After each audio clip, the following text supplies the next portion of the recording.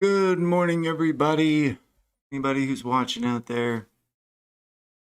Right now it is February 7th, 8:11 a.m. I think everything's working. So we will start taking a look at the Nasdaq. If you come late to this is always posted on YouTube immediately after this ends. So let's take a look. What we got going on the Nasdaq over here.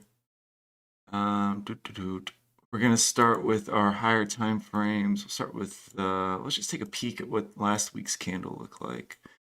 You can see it over here. It looks like this. It looks like a big rejection of the move to the upside, with price ending the week lower than it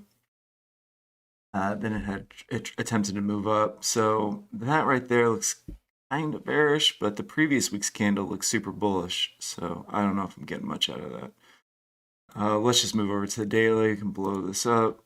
Let's see what we got going on. So we're still below the 20 SMA on the daily. If you remember last week, we had this big gap up above the 200 SMA. The 200 SMA on the daily and the 20 SMA on the daily. We gapped up. I'm looking at this candle right here. We gapped up above it. Why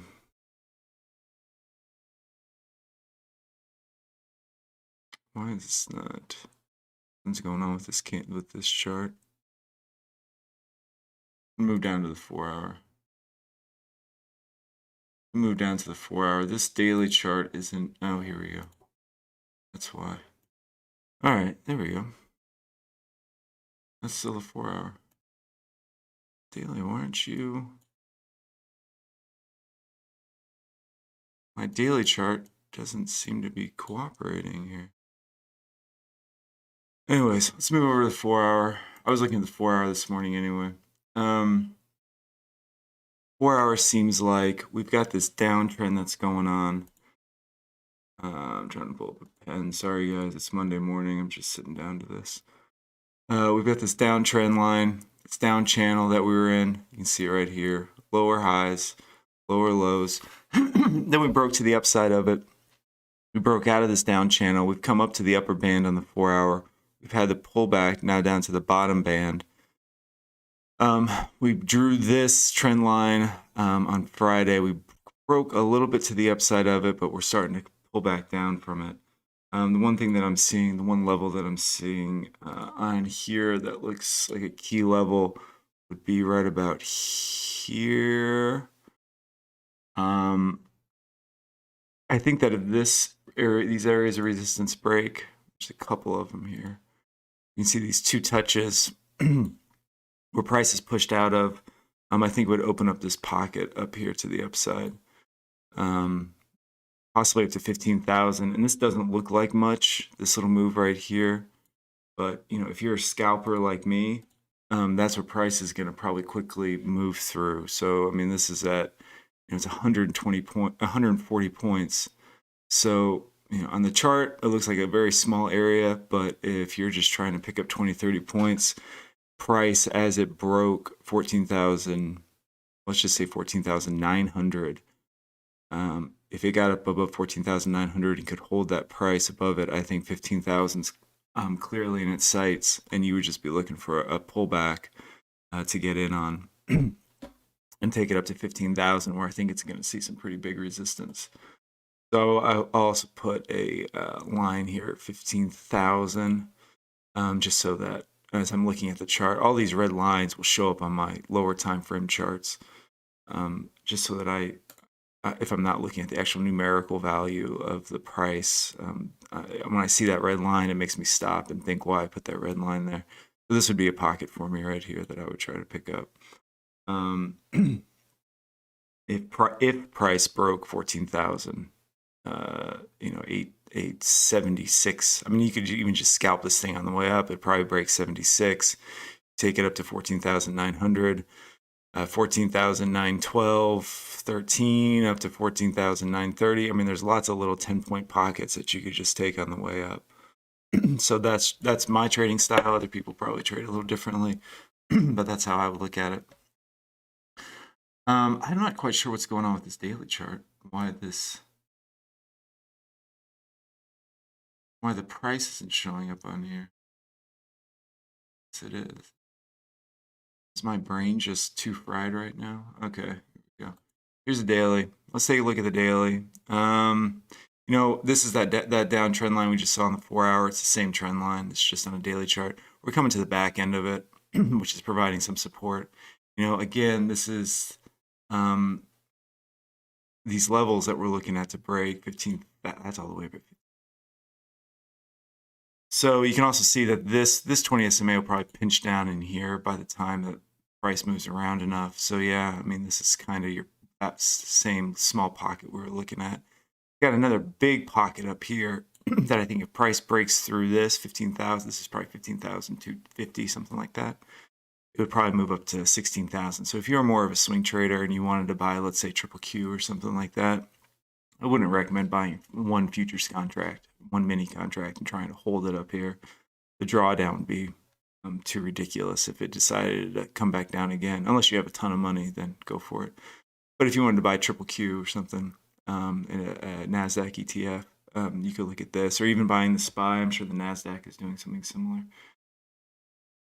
Or not Nasdaq, the S&P is doing something similar. But yeah, I like that 4-hour chart a little better for the pocket right there to look at it. We can look at a 60-minute chart real quick. What we got going on. This is a weekly volume profile. So this one right here has only been calculating since last night, Sunday night. We got the 20 SMA down here, which may provide some support. If you can see that right here, may provide some support. You can see that we're kind of holding in the upper level of this band. I'm noticing it's kind of popped down through this band and closed below, but it has not wanted to come down and test the other side of it. Now, when the market opens, everything's going to change. This is overnight volume. This is overnight price action, so it's different than when the U.S. session opens. But I think that this 20 SMA would probably provide some support. It may want to come down through it a little bit. We can see how it's come down through a little bit on it, but we haven't tested the other side of the band on the 1-hour. I would think that if at 9 o'clock we close below this 20 SMA at 9 o'clock, it would want to come down here to the other side of the band. But I can also see it coming down, pinning through it, and then coming back up. The upper band here is going to be resistance as well. I'm going to draw, and you can see how it's kind of flat, how the bands are kind of flat on the 1-hour right now. You could interpret this like price is maybe going to start ranging down here a little bit, or it's squeezing, and as we could have a breakout to one way or the other. So again, sorry, on the 4-hour, if I go back to that real quick, just to check those levels, let's see. I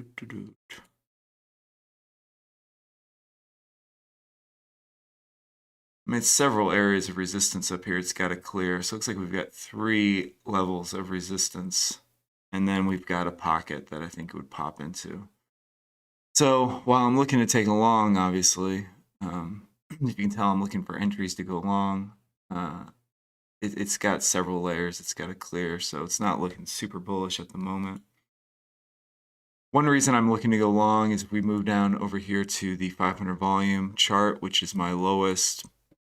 It's not a time frame, but it's my lowest data chart or time frame chart. We can see that we're positive on the day, right? We're above VWAP. And we're positive delta, although it's not super strong. At one point, just, I don't know, an hour ago, we were about 1,200 positive on delta. So I do have a like 20% bullish bias right now. That could easily change if delta drops negative strongly. We get below VWAP and we start turning red on the day. And particularly if we start breaking pre-market overnight lows at 14,600. If we did that, you can see our trades from Friday over here. This is Friday's stuff. I actually take some of these trend lines off so they don't mess with my head. I think if we break this level, price is going to want to fall down into here, the abyss, and it's got probably some support down here again. So probably draw a line down here as well, and you might be able to pick up a scalp in here. And the way that I trade is I look for these key levels to break, and then I'm looking for structure to price action to trade on, and also looking at delta, which is time and sales data, to find my entries. So I'm looking for my direction. Okay, we break this level, we close price. All right, I'm looking to go short. And then I'm watching candlestick patterns like on a 500 volume like this, plus the delta to find my entry. So let's say, look, I'm looking to go long right now. Let's say I was, I'm not, but let's say I was. I draw my trend line like this. I'm watching delta. As delta begins to move up, price breaks this trend line. Okay, now I want to buy it. Now I'm going to buy it back up to my target level, whatever that is. If I was looking to go short, let's say we were super negative delta, I don't know, right on the day, below VWAP, I was looking to go short. I'm like, okay, we've got a bearish structure now. Now I'm looking probably to short it right here as we come up to this trend line. We come up to that trend line. Let me just zoom in a little bit, get that off. I would say, okay, we've got the bearish structure now. Delta's bearish. All right, I'm looking to go short. This looks like an area that I may want to go short. We're going to hit this trend line. I'm looking for a bearish candle in the 500 volume, looking for a bearish candle to set up, and then I would short it as we broke that low, and you would probably take it down to VWAP with a stop right above it up there. So that's how I would trade a short if I was looking to go short. If I was looking to go long, I would be looking to trade the break of this trend line with delta beginning to also break a trend line and move up. So delta you can also do technical analysis on, and that's kind of nice. But I'm not looking to do that. I'm just letting you know, as price begins to break some of these levels and I get a stronger bias, bullish or bearish bias, that's how I would do my entries on the 500 volume chart. I also look at the 1 minute and the 5 minute over here to try to get my shorter term entries. You can see here we've got this downtrend line here on the 1 minute. Maybe I would want to buy this break, but I can also see that this upper band on the 1 minute is going to be resistance, and that's not a lot of, well, 27 to 36. I mean, you might be able to get 5 points on that, but then I would be getting out at the upper band. I wouldn't try to ride this thing up because I think that upper band was going to be resistance. I can also see over here on the 5 minute, we've got resistance up here at 50. If you were looking to buy this, let's say the market was open, pre-market, and when the session is open is totally different. So, but if the market was open, maybe I'd want to buy at the break of this price here if I had a bullish bias because we were breaking resistance levels on higher time frames. I would probably want to pick up that pocket right there on a 5 minute up to 50, particularly if we closed above this band. I know that some of this sounds, I mean, that's just what trading is though. That's why I have all these time frames up. I can look at different time frames. I can cross-reference, and I can really find those areas that price is probably going to move quickly through as a scalper. That's what I look for. ATR right now is at 16, so not a ton of volatility. That may pick up when the market opens, but it's I would not be sizing down today. I would just be trading normal size because it doesn't look like it's too much crazy volatility. I can take a look at, let's take a look at the news. I don't think there's anything in the news this morning, but let's take a look. I don't see anything jumping out. I think the interest rate hikes, maybe the market has now priced those in. So maybe, the move to the downside is wearing out. This was all the interest rate hikes talk and inflation right here. Maybe that's dying. And as we said before, we had the big price move down. We break the trend line. We move up. We're going to have a pullback. And then maybe we're going to get a move back up here on the daily. So, all right, guys, that's probably going to be about it for me. I am looking to go long on this thing. That's not to say that's what it is right now. But if price breaks pre-market lows and Delta turns negative, if we go red on the day, then my bias is obviously going to change. So we're going to let it move around for a little bit and see what it wants to do in this area. See if, you know, maybe price moves down here and you want to take a long at 14,600. You take your long down here and you try to, you know, get out then up here. If you're good at range trading, then this looks like kind of a range situation that's setting up here for you, where you could buy down here and get out up here. Your stop would be here. That is a nice profit loss ratio, you know, like 1 to 8 or something. So that's how they teach you to trade on all the online trading school things. So that looks like a good setup for anybody who is interested in doing that, but everybody should. Yes, these are Bollinger. Sorry, I'm just looking at the chat now.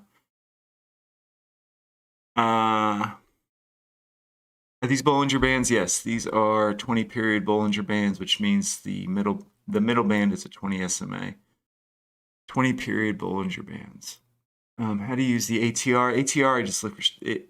You can use it a couple ways. Some people use ATR for exit and entry. So, you know, it takes the average price movement here, and then you could say, okay, well, the 5-minute candles are moving about 16 points. So, you know, this candle is going to go about 16 points. That's the range on it. But I use it just to gauge volatility. I know that if it's like it's 5 or 6, I know the market's, there's not a lot of volatility, and my trading style may not work because I usually trade break of support and resistance levels, so price may not pop through those like I like. But if we have high ATR, then I know price is really going to be moving around quite a bit, and then price will, you know, as it pops through those levels, it should really move, and I should be able to get some nice trades out of it. So we can see here how this trend line that we drew on the 1 minute's holding. And where's my 500 volume? Oh, I did draw on the 500 volume. But as we said, you know, if you wanted to take a short, you would wait for that bearish candle form, which you see there on the 1 minute, and then you short the break. But it's pre-market. We got 2 minutes till the market opens. So this thing's not going to act the way it should. All right, guys, I'm going to jump off of here. Can't use Delta without the license it gave me on the test. Well, you should be. I've got a third-party indicator that you should be able to download and install. Make sure that you follow the directions with enabling, I believe it's tick data or tick history data or something. You need to make sure you follow the directions. There's something you need to go into in the settings that enables that will make the indicator work. Now, if I don't know who you're doing your tests through, but I believe you're going to need tick data or something like that. So just make sure you go into the settings as the directions say in the indicator webpage, and I've got that link there in that video that I put up. It's called like, the video is called like Free Cumulative Delta Indicator or something.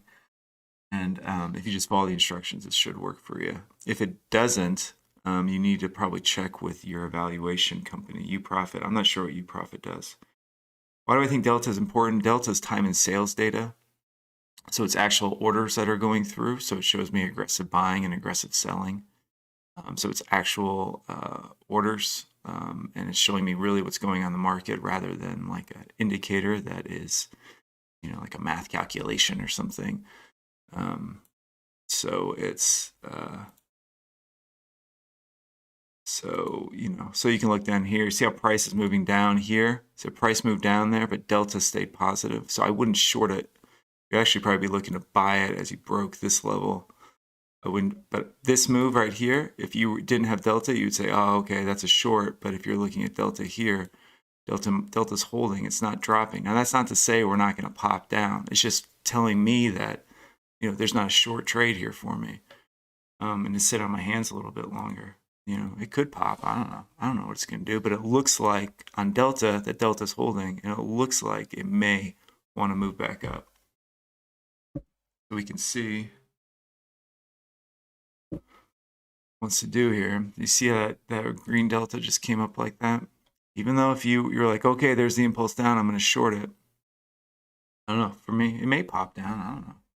I'm not taking a trade right now. You want to be careful right on the open trades you make because this thing can whip around so much. But need to follow price. No, I wouldn't say that delta's negative. It's just you just add it to it's just one more thing that you add. It's one more tool in your tool chest. So you want to use that in joint with other technical analysis, fundamental analysis, what's going on in the market, really technical analysis. And then usually I'm using my bands to get in and out of trades. So I could have taken that pop right there back up to this band here, and that's just a little scalp for me. So, it's just one more tool in the tool chest you want to use, but you don't want to rely on it totally. Now you can see price moving up. See, if you got in on this, right now you'd be shorted out or stopped out, shorted out, stopped out.